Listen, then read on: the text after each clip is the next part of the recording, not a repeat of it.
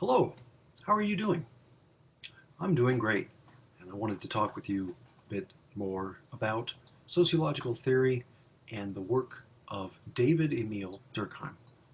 You can see the dates of his life there underlined. Durkheim, you can tell from those dates, is a contemporary of Max Weber, and so Durkheim and Weber came chronologically after Marx. What do the three of them have in common? Well, Weber and Marx both come from Germany. Durkheim is different in that he's from France, and so his theoretical focus is a bit different. Marx is concerned with the material basis for our lives and the idea that there may be conflicting interests, and that may be a natural stage in the evolution of society toward communism. If you look at Weber, he's concerned with the process of rationalization and the ideas of ideal type, and that sociology should be value-free. He's also interested in bureaucracies and the bureaucratization of modern life. For Durkheim, he wants to know how societies stay together. What's the basis for social solidarity? He looks at religion, and he considers things like, for example, types of suicides, and comes up with a typology of those. So Durkheim is different, and again, like I said, born in France. He's the son of a rabbi, which makes him in some ways similar to Marx. Marx came from a family of rabbis. Durkheim studied Hebrew, the language of the Bible, and he also studied the Old Testament. He was Catholic for a short while, but then grew to become agnostic. He was the first teacher of sociology in France, first professor of sociology in France, so this was a major reason why he's such a large looming figure in social theory. He had a great career, wrote a great deal, and was very well respected, but in 1916 his son died while in World War I, and this caused Durkheim to regress, it says in your textbook, into a ferocious silence. Apparently his son was very prodigious and a very smart guy, and he looked forward to his son developing and becoming a scholar himself. So this devastated Durkheim, as you can imagine. Months later, after his son's death, Durkheim himself died of a stroke at the age of only 59. As I mentioned, his focus was really on that transition from traditional to modern society. The traditional period we talked about being pre-1600 Europe, and defined by things like the dominance of religion, Catholicism, monarchy rooted in divine right, and a lot of people having shared things in common, living in a small rural environment, knowing each other much more closely. How do we transition from that type of traditional society into a more modern society where people don't share the same values? They don't have many of the same experiences necessarily. So we ask, how is society going to stay together? And, this is a fascinating question, how will we retain solidarity? How much do we have to have in common with each other to maintain the idea of our being a society? How far can that band, if you will, be stretched? Do we have to share a language? Do we have to share common beliefs? What is it that will allow us to retain the sense of a society? That was Durkheim's big focus. I did not mention much about Herbert Spencer a second ago when comparing the theorists, but like Spencer, Durkheim used this organistic analogy, or, as I have written underneath the line there, society as being like an organism. So society is like a body. And the idea then, of course, briefly reviewing it, organisms have needs, and the different parts contribute to the whole, that the whole is greater than the sum of its parts, just like with an animal and the different parts of the animal's body. In an organism, equilibrium is the ideal state. So balance and stasis. In your body, for example, you maintain a constant temperature. If your temperature goes high, you have a fever and you need to get medical attention to bring it back down. So that's what Spencer and Durkheim had in common, this analogy of society as like a body. One of Durkheim's major contributions, and one of the big things about his theory to know, is his notion of the collective consciousness. You have a consciousness. I have one. Everyone has their own individual consciousness. And you experience the world subjectively. You know your thoughts. I cannot know your thoughts, and you really cannot know mine in any full, complete way. So we have all of these different consciousnesses running around in the world. Durkheim said that in order for us to have some type of social integration, social connections, we need to have a collective consciousness.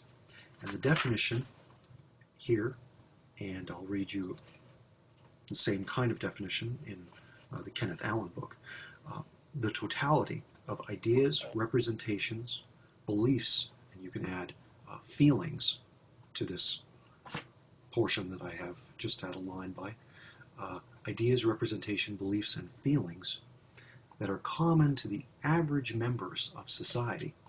Now this is fascinating because you have to say to yourself, well, who's an average member of society? You know, what does common mean? So what he's really saying, though, is that we need to share certain things. We need to be able to communicate ideas, representations, beliefs to some extent. You know, again, you can't step inside my consciousness and know it fully, but we have to be able to use something like, for example, language, symbols, in order to communicate and come up with a collective consciousness, a shared understanding of some of the parameters of our world, and that allows us to have a social order, a society.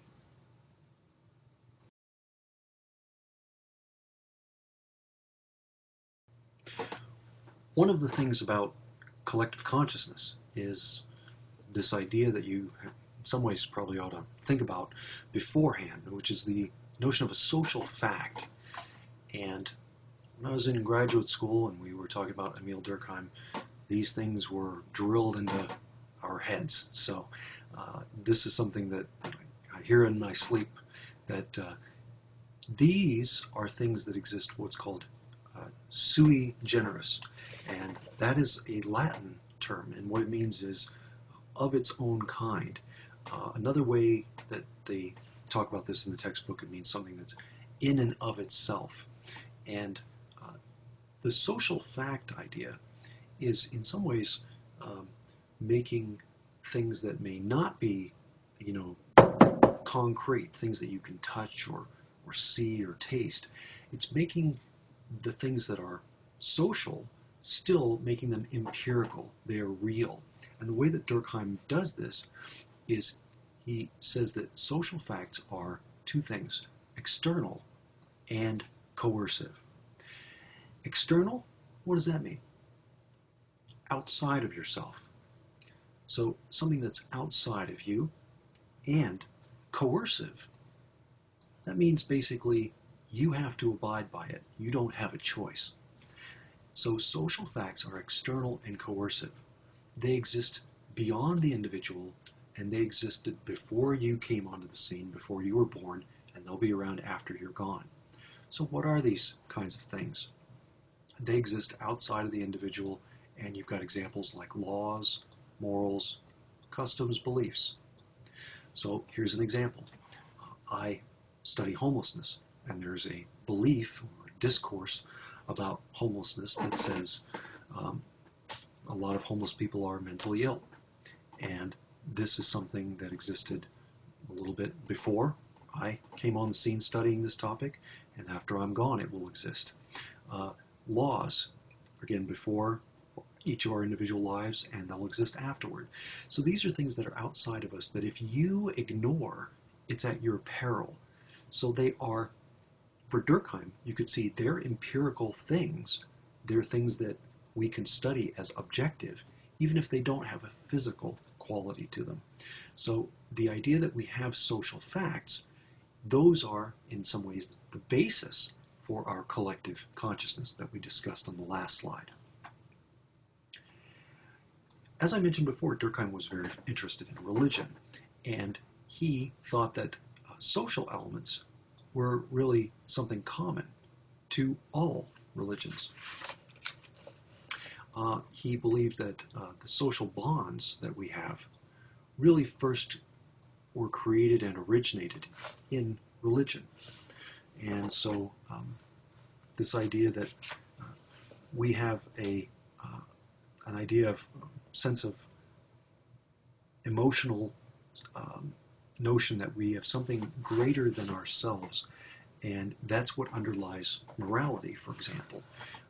Religion, for Durkheim, is the source of all of our social bonds. That's the beginning point from which our society today, which is more secular, started. And that's the source for these ideas that we have even about the world. And that comes into this notion here, directs us to the next point, these primary categories.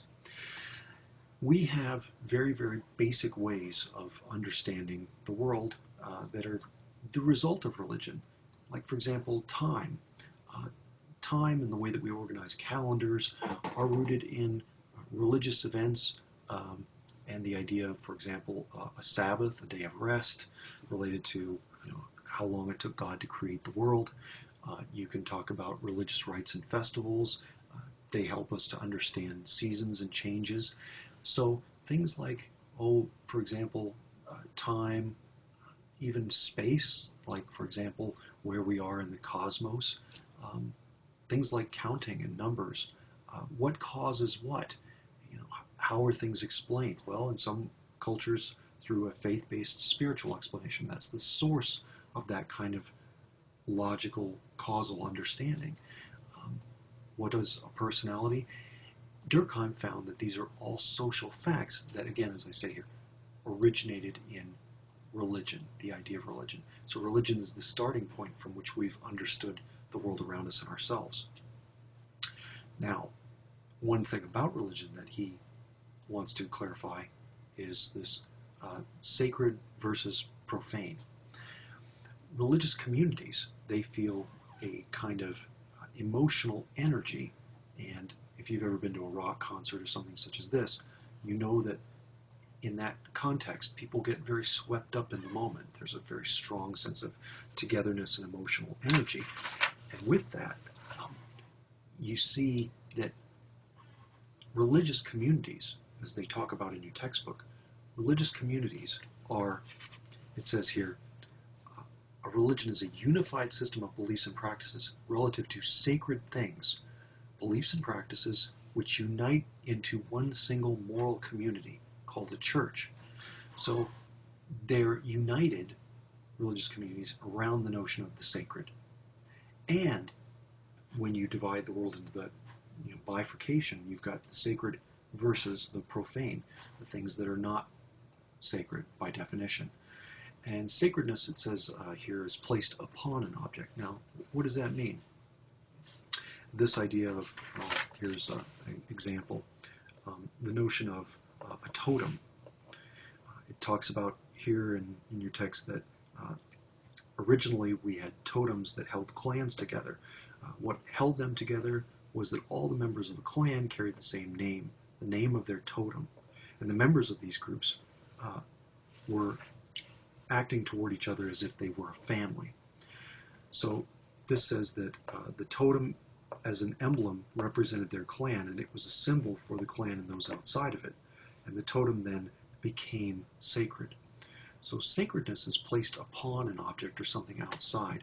There's nothing within, say, for example, a wooden cross, which the material is in and of itself sacred. We socially define that particular cross and that symbol as sacred. The sacred, it says here, either destroys the profane or is contaminated by the profane. And that is also discussed here in your textbook here. It says one of the primary features of the sacred is it stands diametrically opposed to the profane. Moses had to take all of his off his shoes because he was standing on sacred ground. These kinds of stories are repeated over and over again in every religion. The sacred destroys the profane or becomes contaminated by the presence of the profane. And I've already talked about emotional energy, this idea that we gain an increased kind of energy and emotional charge when we're around people, which again is something that you see within religious practice and rituals as group activities.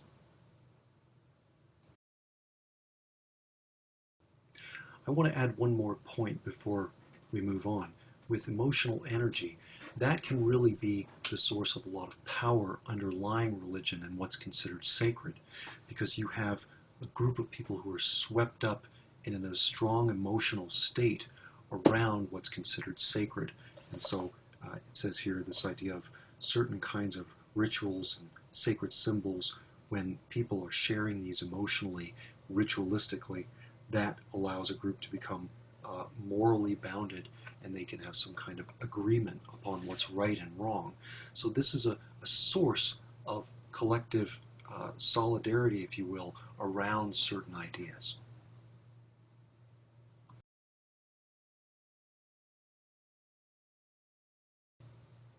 As I mentioned at the beginning of this set of slides, I asked the question that Durkheim was concerned with: how is society going to stay together? How socially differentiated can we be and yet still remain a society? Durkheim looked at two different types of solidarity: mechanical solidarity and organic. And you'll have to memorize these, but they're very important to understand how we are able to maintain some type of social order and shared form of togetherness.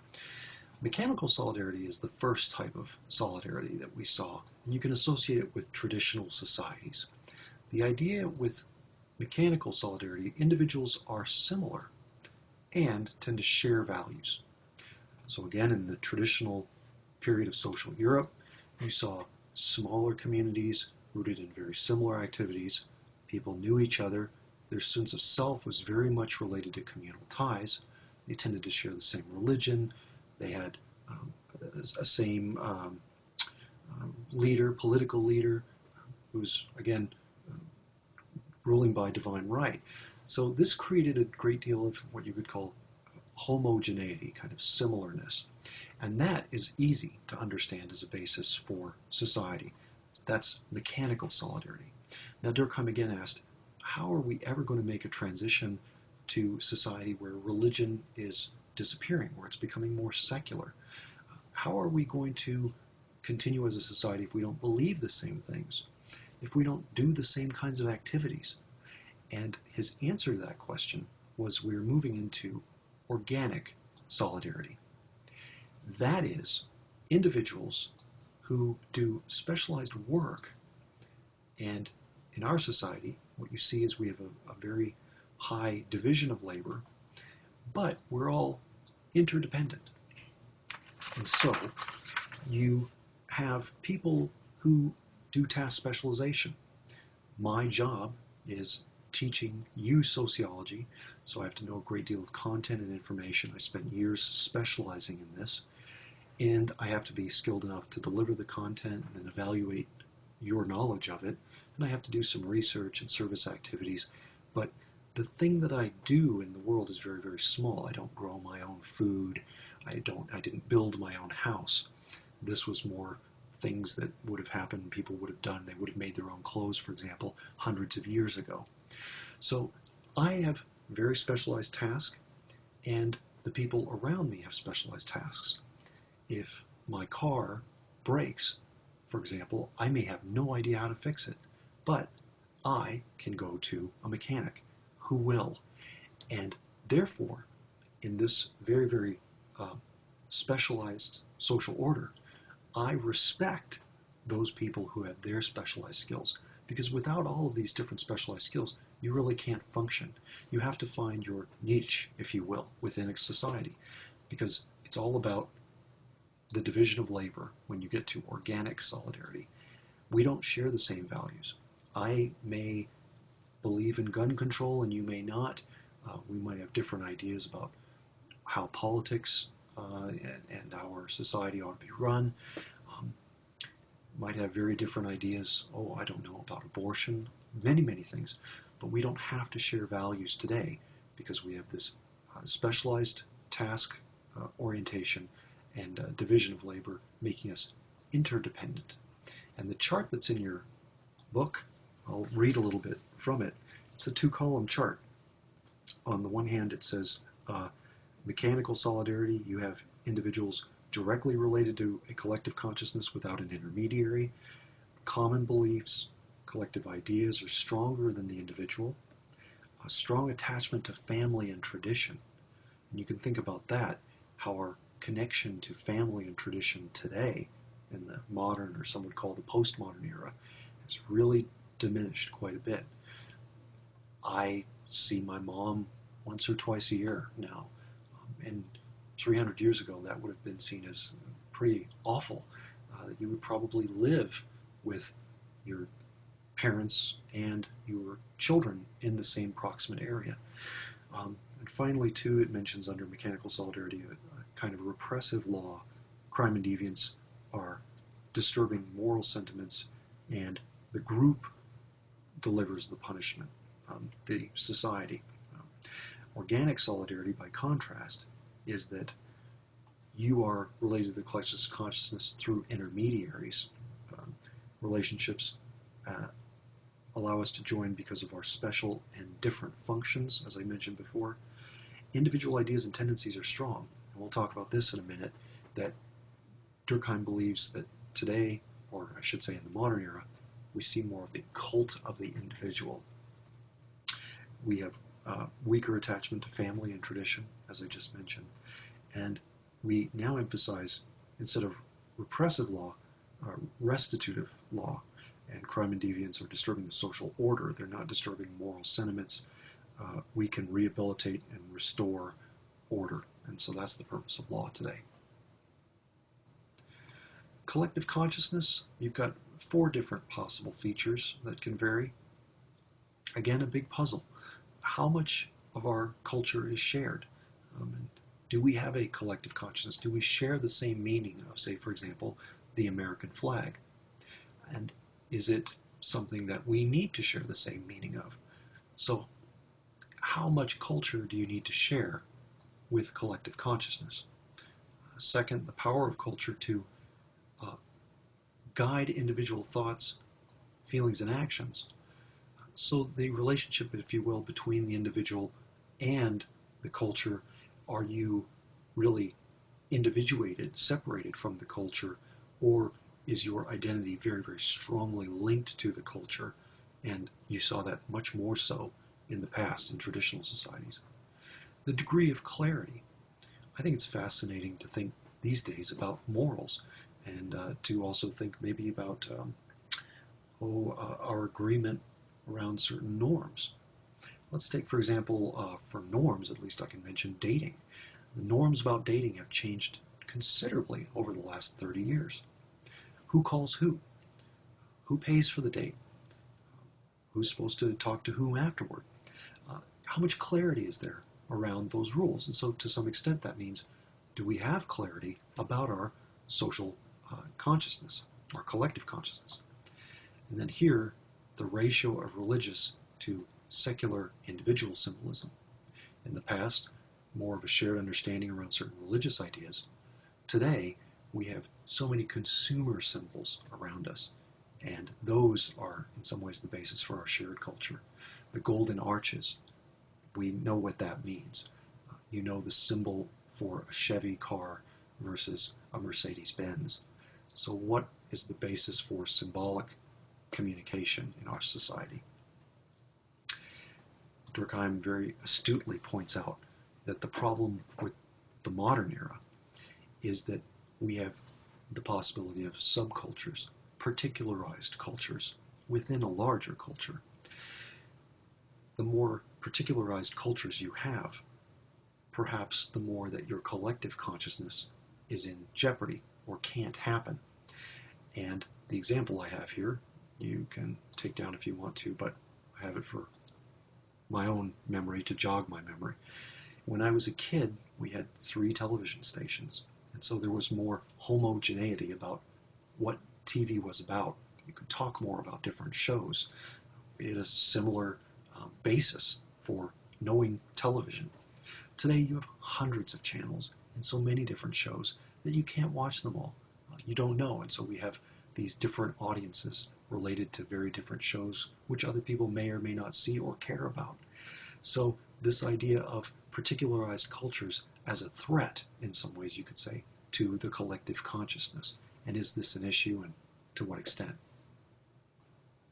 So that those kinds of particularized cultures in some ways promote increased social differentiation. Can we have collective consciousness if we have more and more and more differences from each other? Again, as I said before, how far can you stretch that band before it breaks?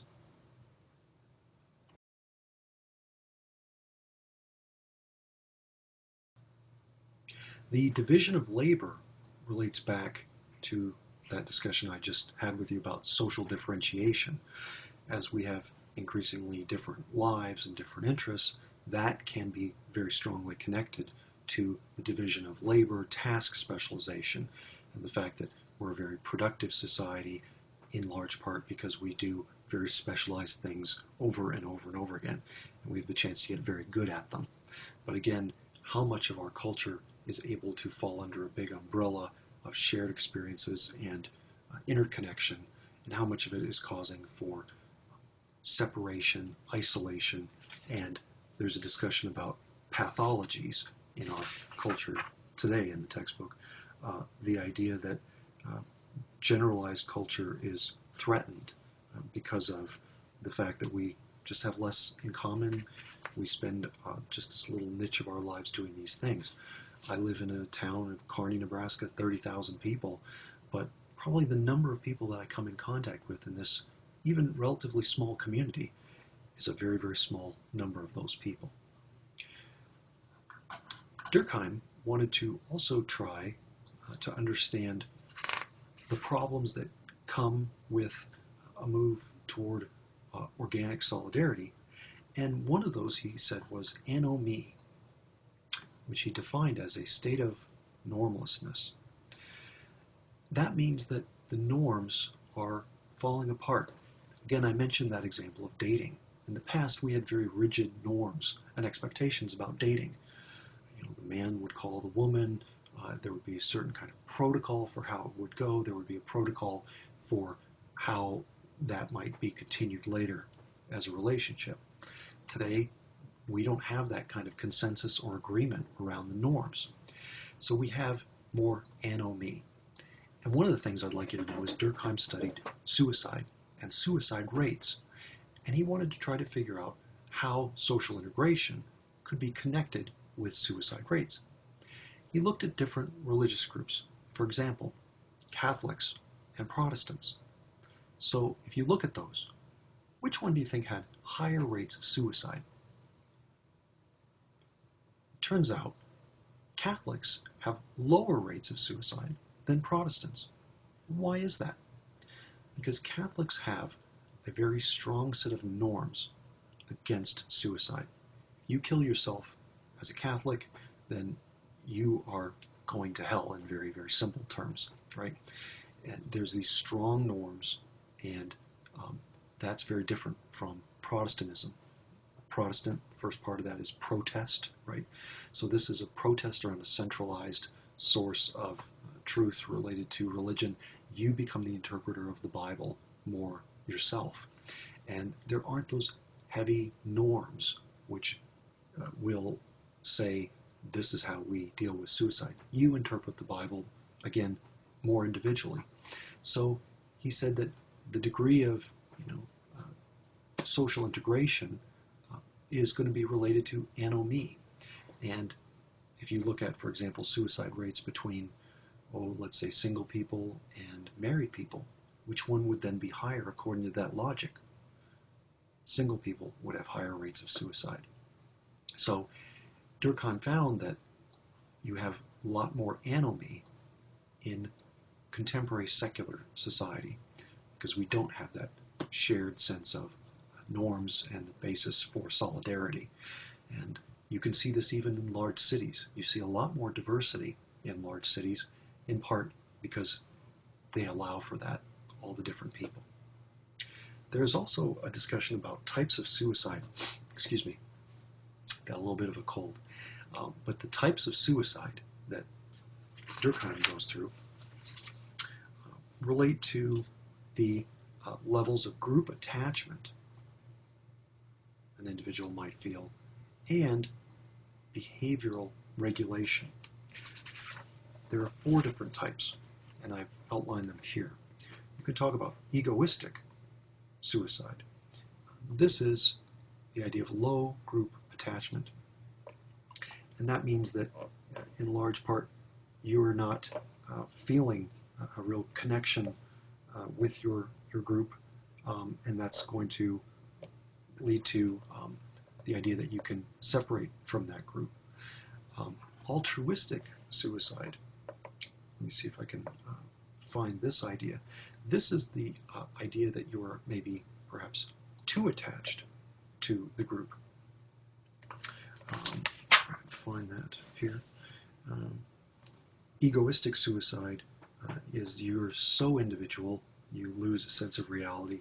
Altruistic suicide, you could think of kamikaze pilots in World War II being very, very bounded to their group, high group attachment. Anomic suicide.